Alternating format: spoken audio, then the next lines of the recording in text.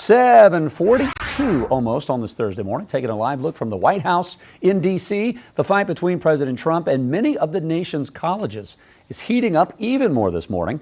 Trump signed a flurry of executive actions on Wednesday against universities that he views as liberal adversaries to his political agenda. So one order called for better enforcement of a already existing federal law requiring colleges to disclose their financial ties with foreign sources, while another called for a shakeup of the accrediting bodies that decide whether colleges can accept federal financial aid awarded to students. Trump also ordered the Education Department to root out efforts to ensure equity and discipline in the nation's K-12 schools. Now, previous Democratic administrations directed schools not to disproportionately punish underrepresented minorities such as Black and Native American students. The Trump administration says that equity efforts amount to racial discrimination. There's a whole lot to unpack there, so we're going to bring in Chief Legal Analyst Khalif Rhodes to talk about what the orders mean and if they could actually hold up, because we know that there's going to be challenges to this. Harvard already has their own case against the Trump administration. Yeah, I mean, a lot of these things, executive orders, as you mentioned the other day, are demonstrative in nature.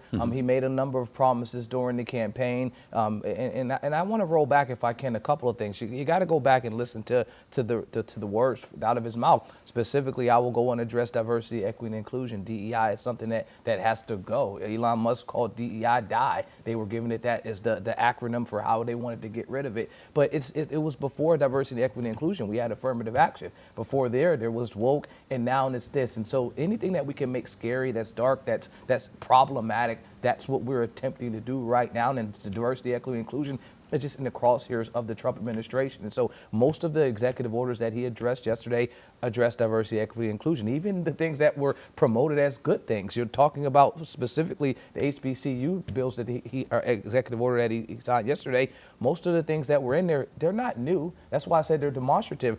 Most of this is already in there. So if you look at you have to actually read these executive orders and not like just listen to folks like me that talk about them. If you look at the executive orders, most of the stuff that they say in there, we're going to create a new White House initiative on HBCUs. Well, there's nothing new about that. These things have been established since the 80s. Jimmy Carter started this. Every president since Jimmy Carter has had a White House initiative on HBCUs. So that's not anything new. But the executive order makes it seem like, wow, President Trump has now championed making diversity not a big thing and making higher education for African Americans a priority. This was already there. This wasn't anything new. But what he did was roll back a few things. President Biden included equity in something that was important.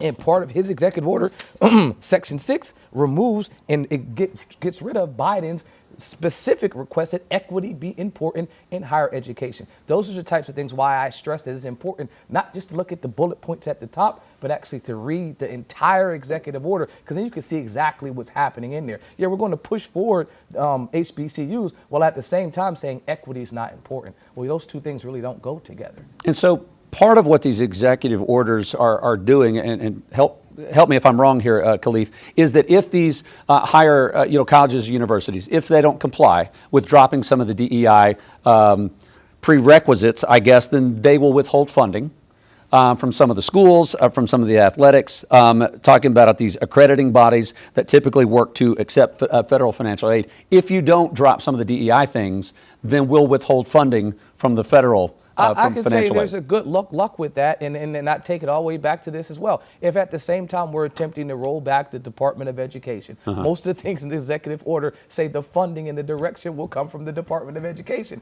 So it's all, and I'm not making this up, it's in here. It says that the directions will come from the Department of Education, the same department that you're talking about getting rid of in a couple of months. So I don't even understand how these executive orders make sense. What I can say, I think that they would have a problem if it's challenged in court, specifically because you have to be content neutral. So if you're telling me that my funding will be taken because you are targeting something that I'm specifically promoting, then it will be problematic. On the other side, if you're speaking for President Trump, you're saying it's reverse discrimination. Those cases have been slow to gain traction. I'd say probably in the 90s to early 2000s is when they started to gain traction, specifically the Michigan State Law School cases probably kick-started those types of challenges. But I think the larger, more precedent is in the First Amendment arguments that would say if you're attempting to take my funding because of something that I'm saying or something that I'm promoting, then you'll have a challenge, because now it's not content neutral, it's content specific, and these institutions like Harvard and anyone else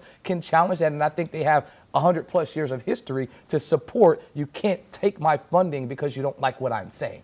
I want to talk about something that we've been talking about in the newscast that is an executive order as well, relating to K through 12 schools, so not even at the college level, saying that when it comes to discipline, you cannot take race into consideration with that. We had a teacher from Charlotte who was fired because she got in the middle of a fight. She actually won a settlement. So is there more legal ground there to say, hey, you can't base your discipline off of this? I've been in the room with these discussions, specifically on the Charlotte level. I can't talk for the nationwide level, but in Charlotte, I've seen the numbers and what they're saying, and you'd have to, again, go back and look at history of why they were doing these things. When they looked at the studies, they were showing that African Americans and Black and brown students were disproportionately impacted negatively by discipline and their reactions. Specifically, it could be the same incident, and a white child may get, in-school suspension, where an African-American child may be suspended for 7+ days. And that's just me giving an example of some of the things that they pointed. So then they're saying, well, why is this happening? And they could point to implicit bias. Not that the incident itself was an issue, but if you already have a negative stigma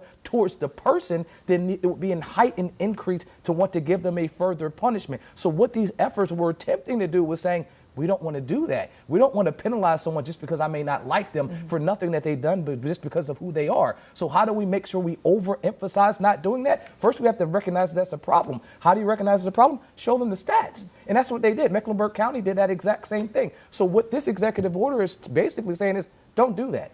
Don't look at those numbers. Don't recognize that we have an issue in terms of punishment towards K through 12 students, and they just treat them all the same.